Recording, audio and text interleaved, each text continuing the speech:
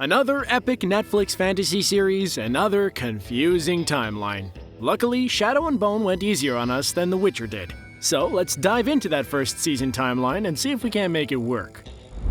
So the show is a bit vague on dates, but the first thing we see chronologically is the Darkling's origin, where he creates the Shadowfold and divides Ravka. A few centuries later, Alina Starkov and Malian Oretsev grow up together in an orphanage. There, the children are divided among the normal children and the magically gifted ones known as Grisha. Mal becomes a gifted tracker and fighter, while Alina becomes a cartographer's assistant for Ravka's first army. Now here's where the series begins, as Mal is volunteered for a mission to cross the fold. Alina then burns the existing maps so that she will be able to join him on the same sandskiff. Once inside, the crew is attacked by horrifying monsters known as Volcra. As one digs its talons into Mal to take him away, a huge burst of light explodes out of Alina, pushing the Volcra away. Alina is then taken before the Darkling, who's now going by the name General Kerrigan. He gives her a new test to see if she's a Grisha, exposing more light. She's then told that she is the mythical Sun Summoner, destined to destroy the Fold forever.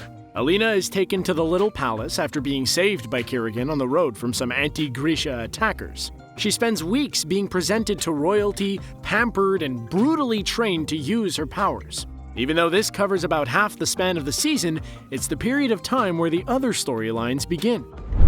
A few weeks after Alina's burst of light, a criminal named Dreesen hears this and hatches a plot to kidnap the Sun Summoner. This is where our crows join the story. Kaz Brekker, the proprietor of the Crow Club and seasoned criminal, learns of Dreesen's plot.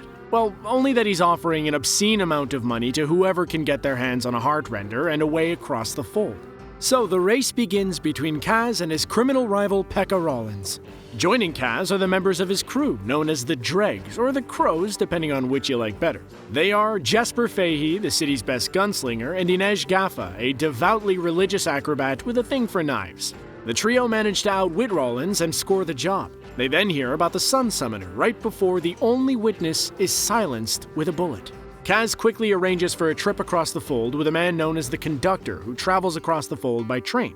They're supposed to meet up with a heartrender named Nina Zenik, who is secretly a spy for the Darkling. Before the trip, she is attacked and captured by holy soldiers who hunt Grisha. Regardless, the Crows take their terrifying train ride across the Volcra-ridden darkness with only an adorable goat to comfort them. As horrifying as that is, Nina's trip is somehow even worse. She gets shackled into what is essentially a slave ship by the soldiers.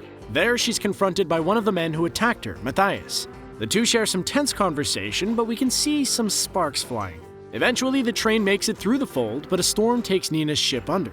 Nina uses her powers to save Matthias' life, and they swim ashore. Kaz, on the other hand, sets about planning phase 2 of their Sun Summoner heist. Throughout all of that time, Alina trains and Mal hunts for the mythical stag in hopes that finding it will bring him back to her. They write letters to each other, but they're intercepted before either can read them. Mal eventually finds the stag, and Alina learns to control her powers. Mal then journeys to Alina, but he's not the only one. It's here where most of our plot lines clash into each other. Alina is set to present her powers to the royal court and prove her true loyalty to General Kerrigan. This goes pretty well for her, even though pretty much everything around her is straight up chaos. The Crows successfully infiltrate the palace, posing as performers and guards. Unfortunately, they get made, and Inej has to skewer a guard to save Kaz's life. Mal also runs into some trouble, as news of him finding the stag does not go over as well as he thought it would. The general seemed strangely determined to keep him and Alina apart before he is then attacked by assassins who want to make sure the Darkling never finds the stag. Alina is then taken away from Kerrigan by his mother, who explains exactly who and what he is. She escapes and hides out in the back of a carriage that is conveniently right outside. The reason why is that this is the exact one that Jesper brought for them to escape with the Sun Summoner. It turns out that he's just had a grand old time and is the only one who succeeds 100% that evening. From here on out, the timeline is pretty linear. Alina gets away from the Crows with almost no effort at all and reunites with Mal. Romance blooms as the Alina/Mal and Nina/Matthias couples journey through the wilderness and save each other's lives. Team Malina finds the stag, but they end up leading the Darkling to it. He captures them, brutally bonds a piece of the stag to Alina, and tries to turn the fold into his own personal superweapon. Fortunately, the Crows find themselves on the same ship and save her. She and Mal then end up defeating the Darkling and saving the day.